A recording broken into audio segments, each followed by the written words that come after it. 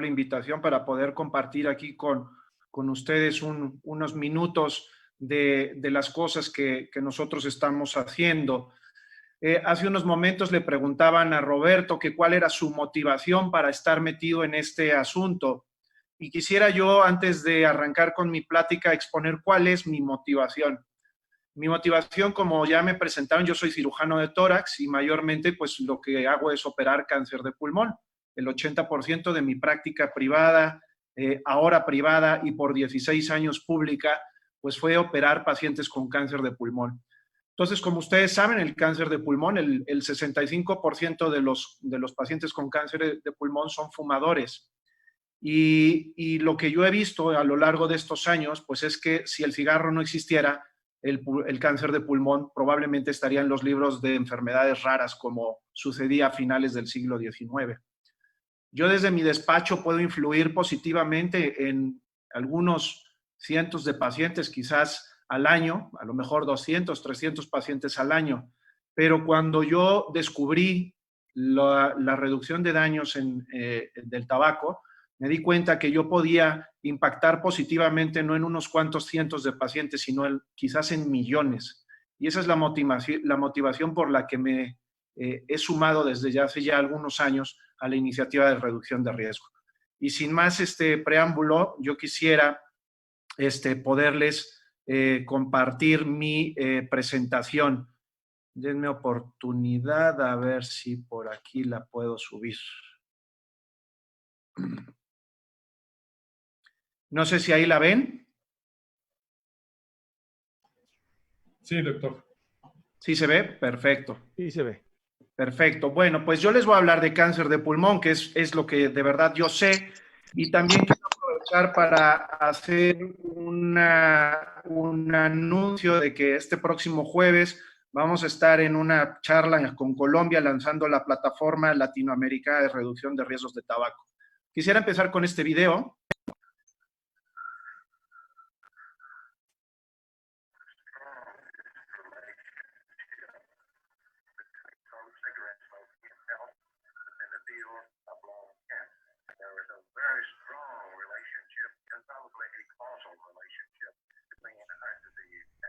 Este video es la transmisión original de 1964, que como pueden ustedes ver se ve bastante mal, pero pues es la original. Y es importante porque por primera vez las autoridades sanitarias de los Estados Unidos declaraban al tabaco como un elemento nocivo para las enfermedades tanto cardiovasculares como respiratorias.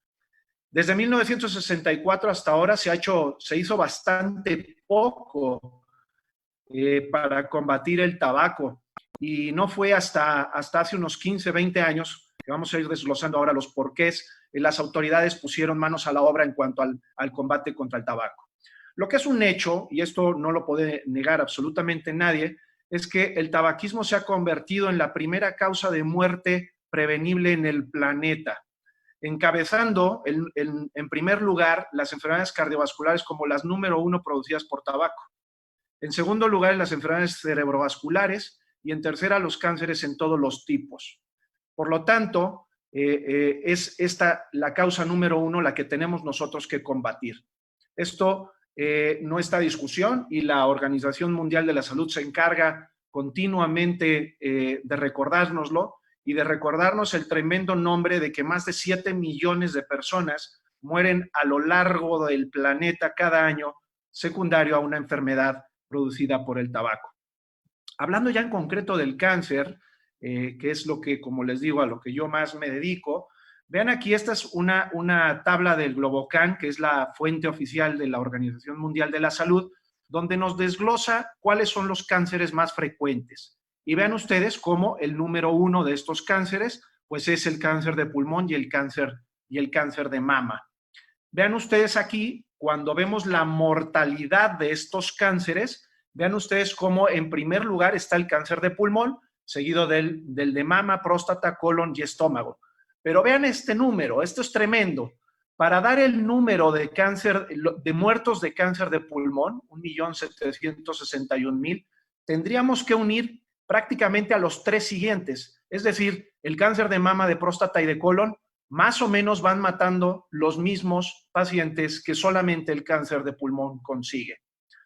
Esta gráfica que ustedes ven aquí, el planeta, nos habla del porcentaje de fumadores por país. Contra más oscuro es el color, más se fuma, contra menos oscuro, menos se fuma. Vean ustedes que México está pues más o menos en la mitad de la tabla y pues de ahí podríamos desprender de que caray, pues no estamos tan mal. Pero ya lo mencionaba Roberto en su charla, cuando el gobierno de Enrique Peña Nieto entra a gobernar el país, ellos agarran un 16% de fumadores en México. A pesar de las políticas y programas de cesación de tabaco, etcétera, que se implementaron en el sexenio, entregaron unos números al final del sexenio con un 16.7, es decir, todavía hubo un incremento. Y como bien decía Roberto hace unos momentos, creemos que esta tendencia continúa a la alza. Esto además hay que desglosarlo por sectores socioculturales, porque aquí estamos viendo el país completo. Pero cuando ustedes diseccionan los datos socioculturales de nuestro país, nos encontramos que en las grandes urbes como Ciudad de México, Valle de México, Puebla, Monterrey, etcétera, el porcentaje de fumadores es muy similar al de países altamente fumadores como Europa, China, Canadá o los Estados Unidos. De tal manera que si bien nuestro promedio está en la mitad de la tabla, cuando diseccionamos los núcleos urbanos, nos encontramos con que fuman lo mismo que los países grandemente industrializados. Vean aquí en esta gráfica, también de la Organización Mundial de la Salud, vemos la incidencia y mortalidad por los diferentes tipos de cáncer más frecuentes. Y vean ustedes cómo la próstata y la mama son de alta incidencia, pero de baja mortalidad. Vean la mortalidad en la barra roja y la alta incidencia en la barra azul. Ahora váyanse hasta abajo prácticamente y vean la mortalidad y la incidencia del cáncer de pulmón. Vean ustedes cómo prácticamente todos los que se mueren de cáncer, todos los que presentan cáncer de pulmón van a acabar muriendo. No así con la mama y la próstata, que hoy en día tienen un muy buen tratamiento. Por desgracia, en el cáncer de pulmón, casi todos los que se enferman de esta neoplasia van a fallecer por ella. Aquí lo vemos en números, ¿sí? Aquí vemos los números, vean la incidencia, por ejemplo, de 41 casos de próstata mueren 10, de mama 39 mueren 9, pero vean, de cáncer de pulmón hay 5.8 y mueren 4.9. Es decir, la mortalidad del cáncer de pulmón es la número 1 en el planeta y México no está ajeno a estos resultados. Este artículo que escribí unos meses para la revista Forbes hablaba del precio del cigarro y el costo de consumirlo. Y las conclusiones de este estudio es que de aquí se puede desprender uno de los motivos por los que el gobierno de México, no solo el gobierno de México, sino los gobiernos de todo el mundo, pero también el de México, en los últimos años le han declarado la guerra al tabaco, con motivos justificados, sin duda. Pero quiero desglosar estas conclusiones que arrojó este estudio. Durante muchos años, ustedes saben que el ingreso tributario hacendario secundario a la recaudación del tabaco fue gigante y fue un gran negocio. Se recaudaban, fíjense ustedes aquí a favor, el 2.8 de los ingresos tributarios, se recauda el 58.3 del IEP no petrolero, que son 39 mil millones de pesos, emplea al 0.06 de los mexicanos, cultiva un punto, casi un 0.2 del terreno de nuestro país, y la venta del tabaco contribuye al 2.0 del PIB. Pero ¿qué pasó? Esta balanza que era tan positiva hasta hace algunos años, se ha visto contrarrestada por los gastos que el gobierno ha encontrado que tiene que poner en las arcas públicas para mitigar los efectos del tabaco. Y esto es lo que ha llegado a la conclusión de desbalancear esta balanza y que hoy en día pues el gobierno está tan en contra del tabaco. ¿Por qué? Porque pues, a las arcas públicas les cuesta ya 28.191 millones de pesos las enfermedades cardiovasculares, le cuesta casi 2.400 las enfermedades cerebrovasculares y solo el cáncer de pulmón les cuesta 6.700 millones de pesos. Esto es muy importante destacarlo porque si bien una caja de cigarrillos hoy en día que tributa casi el 67% de su precio, es decir, una cajetilla de la marca más conocida en México, que cuesta 55 pesos, pues de esos 55, el 67 se van a las arcas del Estado. Es un gran ingreso, pero quiero que sepan que hoy en día, para pagar lo que cuesta el consumo de ese tabaco, solo lo que se recauda por el SAT alcanza a pagar el 69% de la factura sanitaria. De tal manera que ese es uno de los motivos por los que el gobierno se ha dado cuenta que el negocio del tabaco ya no le resulta rentable. En este otro artículo que escribimos también para Forbes, nos cuestionábamos este tema, ¿no? De cuánto cuesta salvarse si tienes cáncer de pulmón en México. Y la respuesta es dramática. Vean ustedes, ya se los adelantaba, el 65% de los enfermos con cáncer de pulmón son fumadores y el 90% de ellos quisieran dejar de fumar porque saben que es malo. Aquí el problema es que la adicción tan profunda que estos pacientes tienen a la nicotina solo permitirá que el 7% de ellos puedan dejar exitosamente este mal hábito. Y esto es un drama. Esto es un drama que vivimos los médicos que estamos en el contacto día a día con los fumadores. Porque además de que se te sienta un fumador delante de ti, le das la peor noticia que va a escuchar en su vida, que tiene un cáncer de pulmón. Además de eso, dile que tiene que dejar de fumar.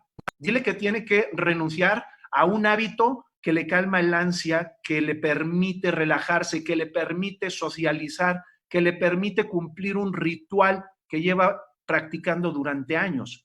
Pues es tremendo. Entonces, a un sujeto que está probablemente condenado a muerte, además encima, quítale lo único que, o quizás una de las únicas cosas que le satisfacían sus necesidades. Pues es cruel por donde lo quieras ver. Y a estos enfermos hay que ofrecerles algo que les satisfaga su necesidad, su ritual, su dependencia que han tenido durante años y que no les haga tanto daño. Entonces, ¿qué tenemos aquí? Lo mencionó Roberto hace unos momentos. El Royal College of Physicians del Reino Unido es una institución que tiene 500 años de existencia, más de 50,000 afiliados médicos a su lista de miembros. Por lo tanto, es una institución de las más prestigiosas del mundo, con 500 años de trayectoria. Y ellos han reconocido públicamente, y como dijo Roberto, han incluido ya dentro de su armamento terapéutico en la sanidad pública británica el uso del cigarrillo electrónico. ¿Por qué? Porque está comprobado que tiene un 95% menos de sustancias tóxicas. Vean ustedes, hay literatura, hay muchísima para hablar del tema, ¿no? Y este estudio, que también habló ahora Roberto, que está encabezado por un psicólogo muy prestigioso del Reino Unido, Peter Hayek, él encuentra que la terapia de reemplazo por nicotina, es decir, los parches, los sprays y diferentes otros tipos de reemplazo de nicotina, no superan en éxito para dejar de fumar al cigarrillo electrónico. Vean aquí, y me gusta mucho esta tabla porque vean ustedes aquí en la primera columna donde dice humo de tabaco, vean ustedes la cantidad de componentes químicos que hay. Vean ustedes que al final pues nos arroja un número de 1. Y aquí comparamos la cantidad de químicos que hay en otros dispositivos electrónicos liberadores de nicotina, como el tabaco calentado, que solamente arroja el 0.24 de los componentes químicos, el cigarrillo electrónico 0.04, ¿sí? Aún menor, y la nicotina inhalada todavía menor, 0.004. Entonces, no hay que ser Einstein, no hay que tener un posgrado y un doctorado en física nuclear para entender que la cantidad de compuestos químicos que hay en las diferentes modalidades de entrega de nicotina electrónica es infinitamente menor al tabaco combustible. Vean ustedes en esta gráfica, es una gráfica también muy bonita, porque hablábamos de la combustión del tabaco, ¿no? El humo que se genera al quemar, al tener una temperatura elevada. Ustedes saben que cuando se está fumando, la punta del cigarrillo puede alcanzar incluso los 900 grados. Cuando no se está fumando, que simplemente se deja el cigarro en el cenicero, podemos estar teniendo temperaturas de 400, 500, 550 grados centígrados. Y es ahí, y vean ustedes en esta gráfica, cómo cuando la temperatura aumenta, se liberan una gran cantidad de componentes químicos, algunos de ellos carcinogenéticos per se. Y vean ustedes cómo cuando no hay esa combustión, cómo cuando no se quema el tabaco, cuando solamente se calienta, las cantidades de estos químicos son ridículamente pequeñas. Esto es un argumento más para, por ejemplo, hablar del riesgo reducido que tiene el tabaco calentado versus el tabaco combustible. Este es otro estudio también del mismo grupo inglés, donde nuevamente hablan de el costo-beneficio en el reemplazo comparando el reemplazo de dispositivos electrónicos versus los dispositivos liberadores de nicotina como parches y otros tratamientos. Vean aquí ustedes, este es un artículo que atañe directamente a mi campo, que es el tema del cáncer de pulmón. Si el cigarro electrónico es o no es útil para pacientes con cáncer de pulmón. Y los resultados que arroja y los comentarios que arroja en resumen este artículo es que los ingredientes principales del tabaco electrónico, del cigarrillo electrónico, son de calidad farmacéutica. Los saborizantes que se utilizan son de grado alimenticio. No contiene partículas sólidas de monóxido de carbono. No contiene nitrosaminas, al menos 200 veces menos la cantidad que el humo del tabaco. Las nitrosaminas son altamente perjudiciales para la salud. El Reino Unido lo reconoce, hay beneficios de legalizar esto porque tienes un mercado legal. Recordemos el caso de los Estados Unidos del EVALI. ¿Por qué no ocurrió esto en el Reino Unido? Pues simplemente porque en el Reino Unido se legalizó el uso y consumo del cigarrillo electrónico y en Estados Unidos, como en el lejano oeste, lo hicieron de manera salvaje y el mercado negro les afectó profundamente y les desató una crisis sanitaria sin precedentes, que es la que hemos vivido a finales del 2019. No es para todos, evidentemente, no es para todos, no es para todos. Vamos a hablar ahora para quién sí, para quién no. Los especialistas en deshabituación tabáquica en el Reino Unido lo están utilizando como una recomendación para dejar de fumar y según el conocimiento actual, para los pacientes con cáncer de pulmón u otros cánceres, sería una alternativa de menor riesgo tanto para una progresión del cáncer como para una recaída una vez que este paciente haya sido tratado. Vean aquí, este habla sobre los efectos respiratorios del cigarrillo electrónico.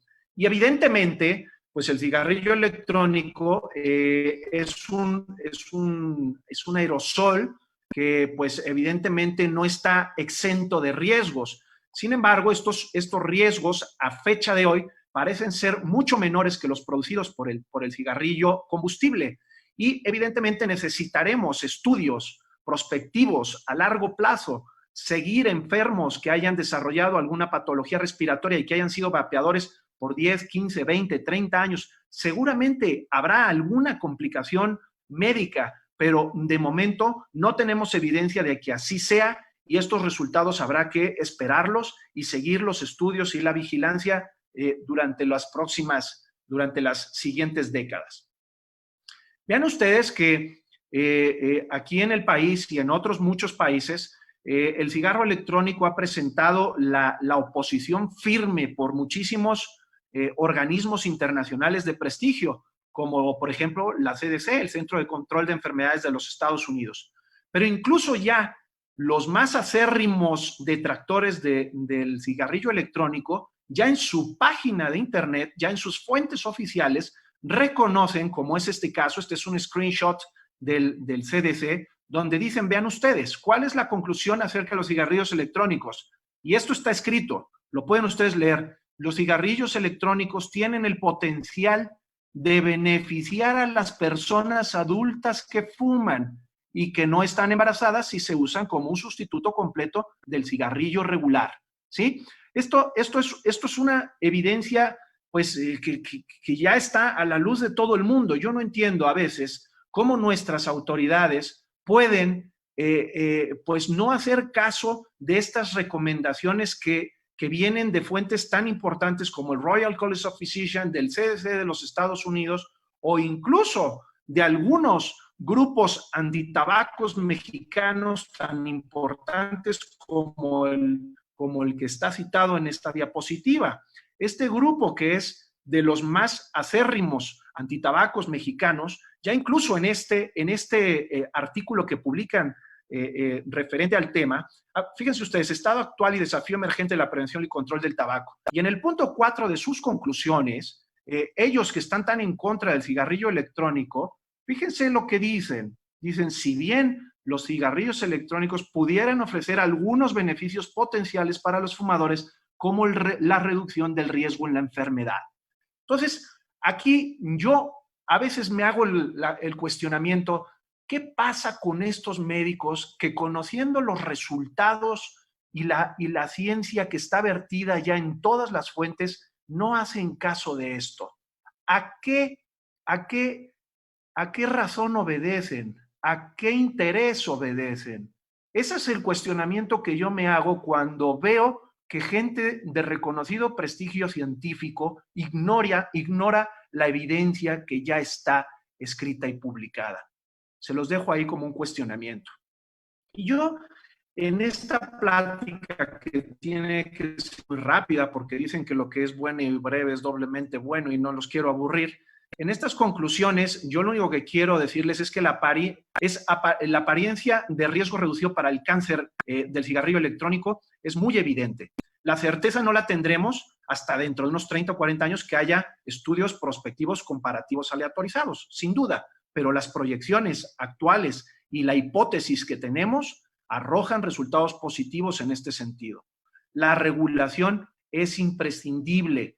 Vean el caso de Reino Unido, compárenlo nuevamente con lo que sucedió en los Estados Unidos. Ahí están los dos ejemplos. Regulación, correcto uso, correcta producción y distribución del cigarrillo electrónico, Reino Unido. Hacerlo como en el lejano oeste, los Estados Unidos, y los resultados están a la vista.